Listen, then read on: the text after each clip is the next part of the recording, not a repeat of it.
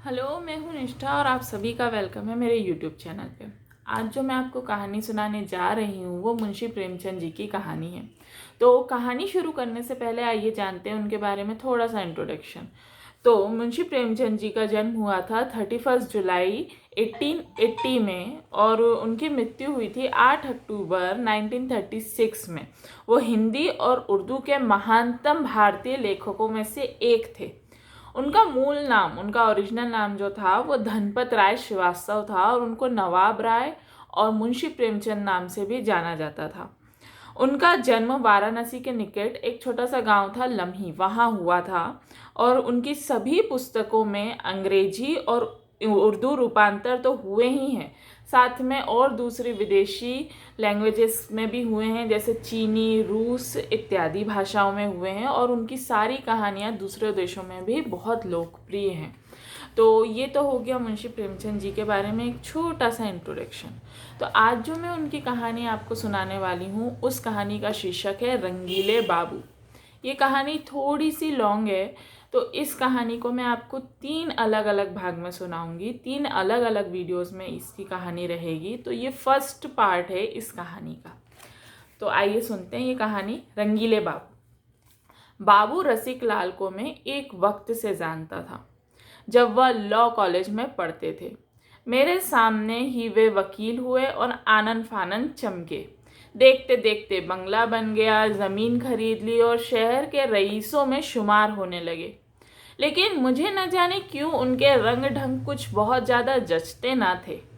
मैं यह नहीं देख सकता था कि कोई भला आदमी ख्वामखा टेढ़ी टोपी लगाकर निकले और सुरमा लगाकर, मांग निकालकर, मुंह में पान को फुलाकर, गले में मोतियों या बेले की गजरे डाले, तंजेब का चुन्नटदार कुर्ता और महीन धोती पहने बाजार में कोठों की ओर ताक झाँक करता, ठट्ठे मारता निकले। मुझे उनसे चिढ़ हो जाती थी।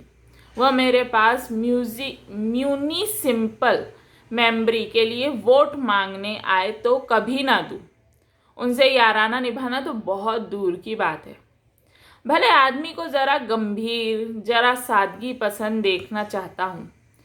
मुझे अगर किसी मुकदमे में वकील करना पड़े तो ऐसे आदमी को कभी ना करूँ, चाहे वो रास बिहारी घोष का ही कानूनदा क्यों ना हो। रसिक लाल इसी तरह के रंगीले आदमी हैं। उनकी तर्क शक्ति ऊंचे दर्जे की है, मानता हूँ। जिरह भी अच्छी तरह है, यह भी मुझे स्वीकार है। लेकिन सीधी टोपी लगाने और सीधी चाल चलने में उनकी वकालत कुछ ठंडी नहीं पड़ जाएगी। मेरे तो ख्याल यह है कि बागपन छोड़कर भले आदमी बन जाएं तो उनकी प्रैक्टिस दूनी हो सकती है। लेकिन अपने को क्या पड़ी है और किसी की बातों में दखल दें। जब कभी उनका सामना हो जाता है तो मैं दूसरी ओर ताकने लगता हूँ या किसी गली में हो रहता हूँ।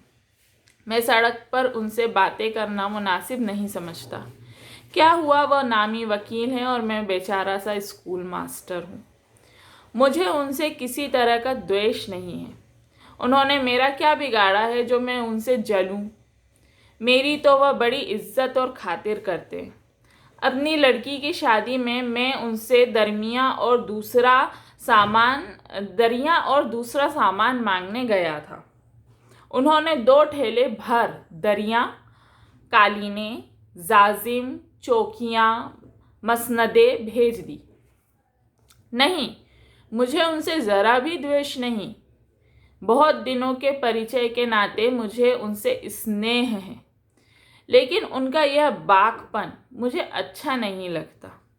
वह चलते हैं तो ऐसा जान पड़ता है जैसे दुनिया को ललकारते हुए चलते हैं। देखूं मेरा क्या कर सकता है, कोई मेरा क्या बिगाड़ सकता है। मुझे किसी की परवाह नहीं है। एक बार मुझे स्टेशन पर मिल गए, लपक कर मेरे कंधे पर हाथ ही रख दिया। आप तो मास्टर साहब कभी नज़र ही नहीं आते। कभी भला साल में एक आध बार दर्शन तो दे दिया कीजिए। मैंने अपना कंधा छुड़ाते हुए कहा, क्या करें साहब, अवकाश ही नहीं मिलता। बस आपने चट कर बाजारी शेर पढ़ दिया। तुम्हें गेरों से कब फुर्सत, हमें अपने गम में कब खाली। तुम्हें गेरों से कब फुर्सत, हम अपने गम से कब खाली।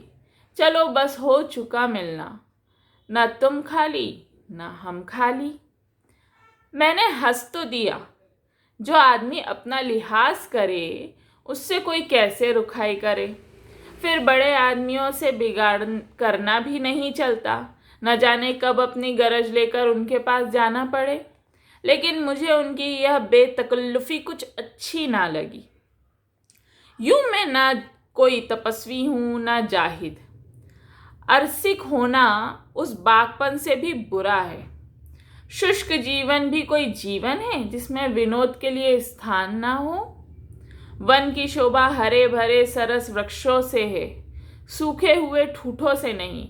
लेकिन मैं चाहता हूँ आदमी जो कुछ करे छिपा कर करे। शराब पीना चाहते हो पियो, मगर पियो एकांत में।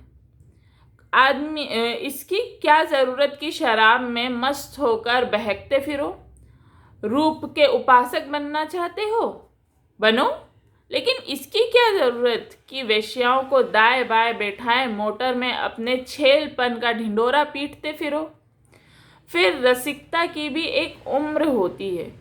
जब लड़के जवान हो गए, लड़कियों की शादी हो गई, बाल पक चले, तो मेरे ख्याल से आदमी को कुछ गंभीर हो जाना चाहिए। अपना दिल अभी जवान है, बहुत अच्छी बात है, मैं तुम्हें इस पर बधाई देता हूँ।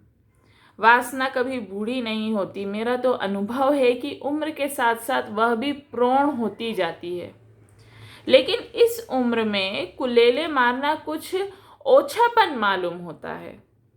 सींग काट कर बछड़ा बनने वाली मनोवृत्ति का मैं कायल हूँ। कोई किसी भगवान ने संपन्न बनाया है, बहुत अच्छी बात है, लेकिन अपनी संपन्नता को इस विपन्न संसार में दिखाते फिरना जो क्षुब्धा से व्याकुल हैं, उनके सामने रसगुल्ले उड़ाना, इसमें ना तो रसिकता है ना आदमीयता। तो ये फर्स्ट पार्ट है रंगीले बाबू की स्टोरी का। क्योंकि ये बहुत लंबी स्टोरी है इसलिए मैं इसको थोड़ी थोड़ी करके ही सुनाऊंगी। तो इसमें मुंशी प्रेमचंद जी ने रंगीले बाबू के बारे में, जो कि रसिक लाल हैं, उनके बारे में बताया है और वो उनके बारे में क्या सोचते हैं और वो कैसा चाहते हैं कि वो हो जाएं, वो उन्होंने बताया है। नेक्स्ट पार्ट में मैं आपको इसके आगे की स्टोरी सुनाऊंगी।